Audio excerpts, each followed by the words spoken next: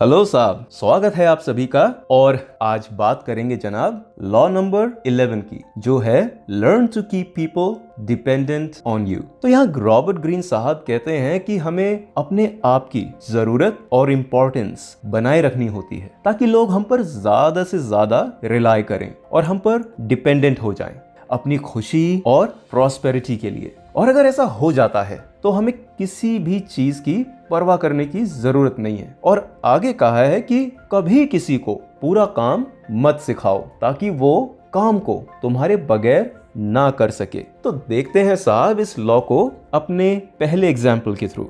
तो कहानी शुरू होती है मिडिल एज के टाइम से एक सोल्जर से, जो कि एक कॉन्डोटियरी मर्सिनरी सोल्जर है। ये सोल्जर्स पहले टाइम में खास प्रोफेशनल सोल्जर्स हुआ करते थे। ये रेगुलर आर्मी से अलग थे।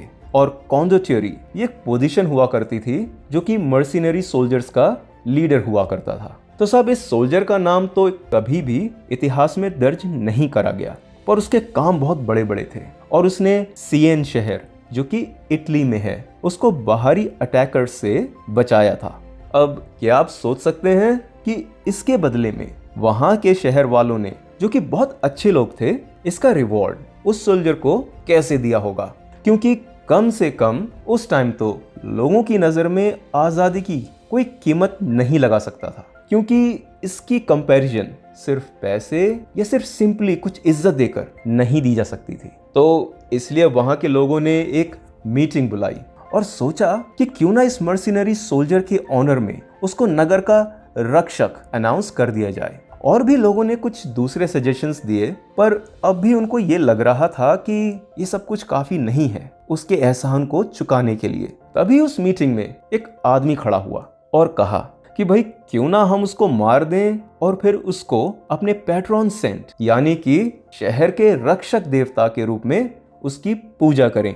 और इस बार लोगों ने सब खुशी खुशी ऐसा ही किया। अब इसी से मिलता जुलता एक और किस्सा है कि कैरमैग्नोला का काउंट। अब सब काउंट की पोजीशन यूरोपियन कंट्रीज में एक बड़ी नोबल पोजीशन हुआ करती थी, जो कि काफी पावरफुल भी हुआ करती थी। तो ये कैरमैग्नोला का काउंट उस टाइम के सभी कॉन्डोटियरीज से ज्यादा ब्रेव और सक्सेसफुल था। तो सन 1442 में उसकी कुछ उम्र दराज उम्र में उसको वेनिस में एम्प्लॉय कर दिया गया था। और उस टाइम वेनिस और फ्लोरेंस के बीच में वॉर चल रहा था। तब इसी दौरान एक दिन अचानक से वेनिस के डॉज ने उसे बुलाया। अब सब डॉज उस टाइम स्टेट के चीफ को कहते थे, मतलब स्टेट मिनिस्टर। तो खैर इस काउंट का स्वागत शहर के लोगों ने बहुत जोर शोर से किया, क्योंकि वो आम लोगों का बहुत ही पसंदीदा आदमी था। अब उसी शाम उसको डॉज के पैलेस में डॉज के साथ डिनर के लिए जाना था। तो जब वो डॉज के पैलेस के लिए चला तो रास्ते में उसने देखा कि उसके गार्ड्स उसको दूसरी डायरेक्शन में लेकर जा रहे हैं। और थोड़ा आगे बढ़ने के बाद उसे अचानक से रियलाइज हुआ कि वो उसे अब पैलेस नहीं बल्कि डंजन में लेके जा रहे हैं। अब सब डंजन एक खास अंडरग्राउंड जेल होती है अक्सर किले के नीचे।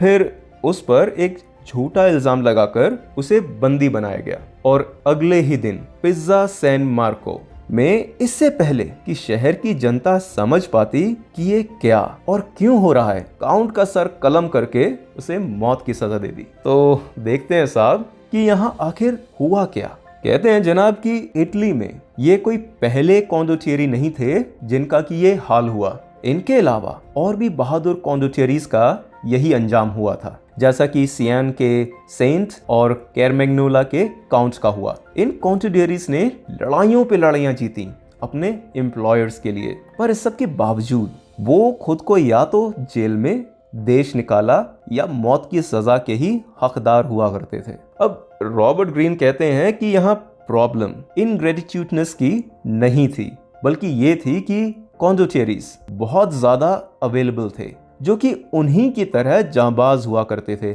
मतलब कि उनको एक दूसरे से रिप्लेस किया जा सकता था। तो ऐसे में एक कॉन्डोटियरी को मार देने से कोई फर्क नहीं पड़ता था। और फिर वैसे भी ये एम्प्लॉयर्स के लिए फायदे का सौदा हो जाया करता था, जिसके लिए वो ऐसा कदम उठाते भी थे। अब आप सोच रहे होंगे कि कॉन्डोटियरीज को मारना फायदे का सौदा कैसे हो सकता है। तो साहब होता ये था कि ये बहादुर कॉन्डोटियरीज टाइम के साथ इंडिपेंडेंट और काफी पावरफुल हो जाते थे, इसलिए वो अपने काम का पैसा भी ज्यादा चार्ज करते थे।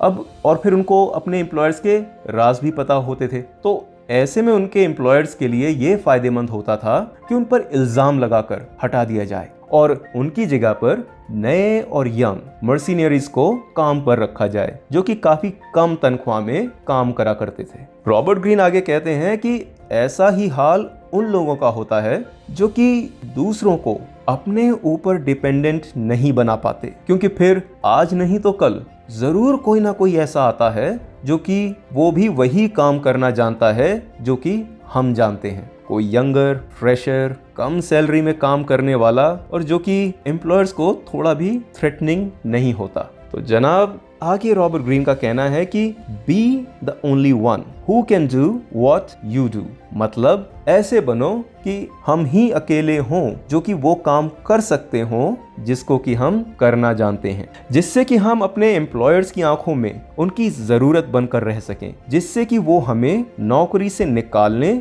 या रिप्लेस करने का सोच ही ना सकें। तो साहब इसी के साथ लॉ नंबर 11 की पहली कहानी यहीं खत्म होती है। जल्द मिलते हैं इस लॉ की दूसरी कहानी के साथ। और क्या सोचते हैं आप इस लॉ के बारे में कमेंट सेक्शन में जरूर लिखकर बताइए। अगर आपको ये वीडियो पसंद आया और आप इससे पहले के लॉज देखना चाहते हैं तो मैंने डिस्क्रिप्शन में दे दिया है।